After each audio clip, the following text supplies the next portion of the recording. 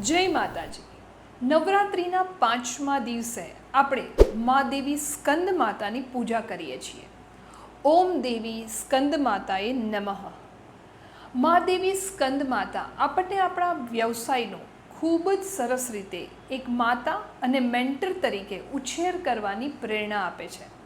તમારો સ્ટાફ, તમારી ટીમ, તમારા કસ્ટમર આ બધાને તમારે ઉછેરવાના છે. એટલે કે એમના જીવનમાં પણ તમારે તેમને તાલીમ આપવી પડશે.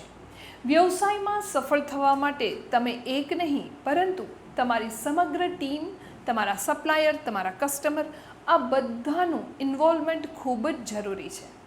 મા સ્કંદ માતા આપણને આપણા વ્યવસાયનો ઉછેર એક પરિવાર તરીકે કરવો જોઈએ તેવી પ્રેરણા આપે છે.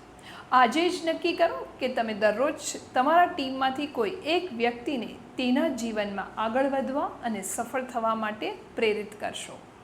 હું છું બિઝનેસ જોકી વૈશાલી પારેખ. નવરાત્રિના 9 દિવસમાં નવદુર્ગાના 9 સ્વરૂપ આપણને શું શીખડાવે છે તેની વાત કરી રહી છું.